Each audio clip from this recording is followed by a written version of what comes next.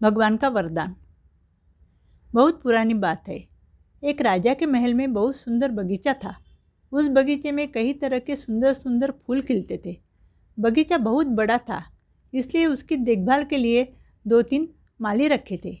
माली पौधों की अच्छी तरह से देखरेख करते थे, इसलिए रोज ही बगीचे में तरह तरह के सुंदर फूल उगते थे। बगीचे से थोड़ी ही दूरी पर एक बहुत पुराना मकान था, जहाँ पर कोई भी नहीं रहता था। एक बार की बात है, बहुत सारी मधुमक्खियाँ उस मकान में आई और उन्होंने वहाँ पर अपना छत्ता बनाना शुरू किया। अब सारी मधुमक्खियाँ रोज ही राजा के बगीचे में आती थी, फूलों का रस चूसकर ले जाती थी। मालियों को यह पसंद नहीं था कि हमारे उगाए हुए फूलों का रस मधुमक्खियाँ ले जाती है, इसलिए मालियों ने मिलकर बगीचे के दोनों तीनों तरफ कुछ कचरा लाकर जला दिया, ताकि सब तरफ धुआं फैल जाने से मधुमक्खियाँ इधर नहीं आएंगी और फूलों को भी हानि नहीं पहुंचाएगी। लेकिन कोई फ़ायदा नहीं हुआ। देखते ही देखते मधुमक्खियों का छत्ता बहुत बड़ा बन गया। उनका बगीचे में आना और फूलों का रस चूसना लगातार जारी रहा। एक दिन सब मालियों ने सोचा कि हम राजा के पास मधुमक्खियों की शिकायत करेंगे। मालियों ने जाकर राजा से शिकायत की। उनकी शिकायत सुनकर राजा ने उनसे कहा कि मधुमक्खी का छत्ता तोड़ दिया जाए। थोड़ी ही देर में मधुमक्खियों का छत्ता तोड़ दिया गया। मधुमक्खियाँ बहुत दुखी हुई। फिर उन्होंने सोचा कि क्यों ना हम भी भगवान के पास अपनी शिकायत लेकर जाए। फिर मधुमक्खियाँ शहद लेकर भगवान के पास गई।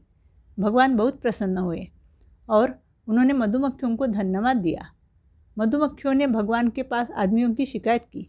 उन्होंने भगवान से कहा कि हम इतना मेहनत से हमारा छत्ता बनाते हैं, आदमी उसमें से शहद निकाल लेते हैं और हमारा छत्ता तोड़ डालते हैं। तब भगवान ने पूछा कि मैं इसमें आपकी क्या मदद कर सकता हूँ। मधुमक्खियों ने आपस में कुछ देर बातचीत की और फिर वे भगवान से बोली कि हमें आप वरदान दीजिए। यह बात सुनकर भगवान बोले कि ठीक है, मैं तुम्हें डंक देता हूँ, ताकि तुम पर कोई भी मुसीबत आई तो तुम अपना और अपने शहद का रक्षण कर सको, लेकिन इसका दुरुपयोग कभी मत करना। यह बात सुनकर मधुमक्खियाँ बहुत खुश हुई। फिर उन्होंने एक खेत के बड़े से पेड़ पर अपना नया छत्ता बनाना शुरू किया। उस खेत में कुछ किसान काम करते थे। एक दिन मधुमक्खियों ने सोचा कि खेत में जो किसान काम कर रहे हैं उन्हें थोड़ा परेशान करते हैं। फिर कुछ मधुमक्खियाँ किसानों के पास पहुंच गई। उसमें से कुछ मधुमक्खियों ने किसानों को डंक मारा, लेकिन जो डंक मारने वाली मधुमक्खियाँ थी वह सब उसी वक्त मर गई। वहाँ जो बची हुई मधुमक्खियाँ थी उन्हें यह बात समझ में आई कि जिन मधुमक्खियों ने डंक मारे थे वह सब मधुमक्खियाँ मर गई है। फिर उन्हें याद आया कि यह डंक तो भगवान ने हमें हमारे रक्षण के लिए दिया है, जिसका कुछ मधुमक्खियों ने दुरुपयोग किया है।